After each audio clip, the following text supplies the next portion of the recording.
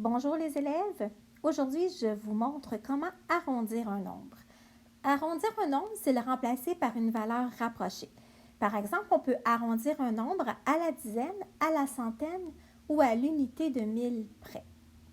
Donc, ce qu'on doit faire, par exemple, avec arrondir à la dizaine près, la première étape, c'est de trouver le nombre, plutôt le chiffre, à la position des dizaines. Dans le nombre 254, c'est le chiffre 5.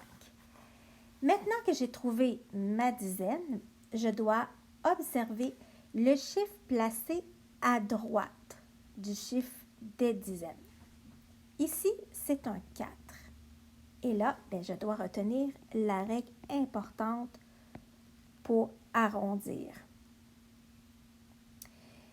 Si le chiffre à droite est 0, 1, 2, 3 et 4, le chiffre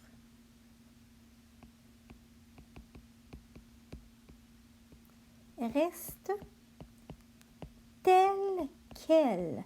Donc, je ne le change pas. Ça, c'est la première chose que je dois retenir. Maintenant, il y a la possibilité que le chiffre soit supérieur à 4, donc 5, 6, 7, 8 et 9. Le chiffre, alors, augmente de 1. C'est ce que je dois retenir, c'est la base pour arrondir, que ce soit aux dizaines, aux centaines ou aux milliers près. Ici, dans mon exemple, le chiffre à droite est 4, donc le chiffre reste tel quel. Le 5 reste pareil, je conserve ma centaine et tout ce qui est à droite de la dizaine, eh bien, je mets un 0. J'y vais avec un autre nombre, 669. Je m'en allais écrire 8. Je vais reformer mon chiffre correctement. J'identifie ma dizaine. Je regarde le nombre à côté, plutôt le chiffre à côté. Et c'est un 9, donc le chiffre augmente de 1. Pas le chiffre que je regarde, c'est le chiffre de la dizaine. Lorsque j'arrondis à la dizaine. Donc, le 6 devient un 7. Des petits problèmes d'outils. Le 6 devient... je ne pourrais plus écrire. Bon, on y va. Le 6 devient un 7. Je conserve le 8, mais par contre, tout ce qui est après la dizaine devient un 0. J'y vais avec 2543. Je regarde le chiffre après la dizaine. J'identifie tout d'abord la dizaine. Je regarde le chiffre à droite. C'est un 3. Donc, le chiffre reste tel quel. Je conserve tout ce qui est avant la dizaine. Mais ce qui est après, je mets un 0. Voilà pour la dizaine.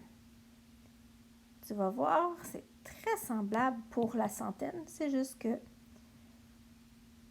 on ne part pas de la même position. Donc, à la centaine, je vais y aller avec le nombre 1523. J'identifie le nombre à la centaine, c'est un 5. Je regarde le chiffre immédiatement à droite, c'est un 2. Donc, un 2, le chiffre reste tel quel. Mon chiffre des centaines, c'était 5, donc je le conserve, il reste le même. Je conserve mon unité de 1000, mais tout ce qui est à droite, je l'enlève. Ça devient des zéros. C'est pour ça qu'on dit arrondir. 1852. J'identifie ma centaine. Je regarde le chiffre à droite. C'est un 5. Donc, mon 8, je dois l'augmenter de 1. il devient un 9. Je conserve mon millier et tout ce qui est à droite de ma centaine devient des zéros. Ça fait 1900. Et je vais y aller avec les unités de 1000. Avec le nombre 3675. Alors, avec les milliers, j'identifie mon unité de 1000, c'est le chiffre 3. Je regarde le chiffre à sa droite, qui est le 6. Bien, le 6, la règle, c'est d'augmenter de 1. Donc, mon 3 devient un 4. Et tous les chiffres qui sont à droite de mon unité de 1000 deviennent des zéros. Je vais y aller avec le nombre 7860. J'identifie mon unité de 1000. Je regarde le chiffre à droite. C'est le chiffre 8. Donc, le chiffre des unités de 1000 doit augmenter de 1. Il devient un 8. Et je remplace tout ce qui est à droite par des zéros. Je peux faire des arrondissements à partir du même nombre, mais ça revient au même. On va partir toujours de 4708. Donc, 4708 arrondi à la dizaine. J'observe, premièrement, j'identifie ma dizaine et j'observe le nombre à droite, plutôt le chiffre à droite qui est un 8, mon unité. Et 8, bien, c'est la règle, c'est que j'augmente de 1. Donc, mon 0 devient un 1. Le 4 et le 7, je le conserve. Et tout ce qui est à droite de 0, de ma dizaine, j'aurais dû écrire ici que j'étais en train d'arrondir à la dizaine, eh bien, ça devient 0. Je vais maintenant, à partir de ce même nombre, arrondir à la centaine, 4708. J'identifie ma centaine. Je regarde le chiffre à droite et c'est 0. Donc, le chiffre des centaines doit rester tel quel. Donc, 4700. Ici, les nombres à la droite, ils deviennent des zéros. Donc, ça fait 4700.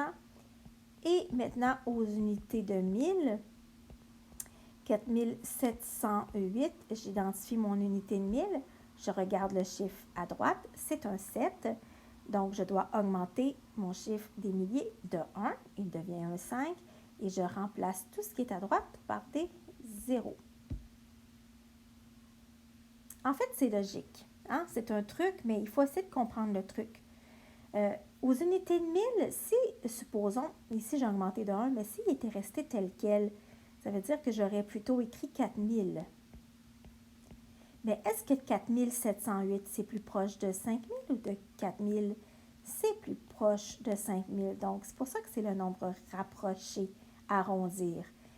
4708 ici, ma centaine, j'ai écrit 4700. Mais si je l'ai conservé, mais si je l'avais augmenté, comme par exemple, si au lieu d'un 0, j'aurais eu un 5, un 6, un 7, un 8 ou un 9, bien, j'aurais écrit 4800. Oups, j'aurais écrit 4800.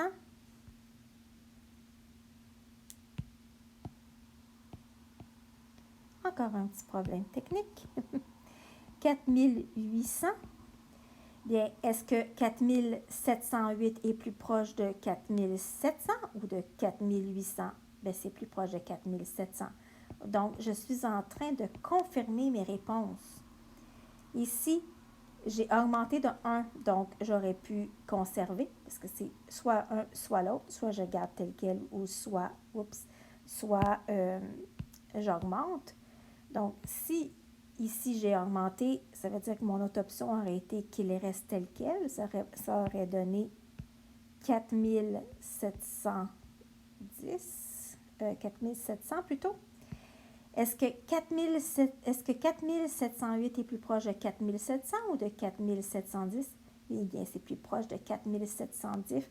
Alors, je suis en train de prouver que le truc fonctionne. J'ai vraiment le nombre rapproché. J'ai bien arrondi. Voilà, j'espère que vous avez bien compris arrondir.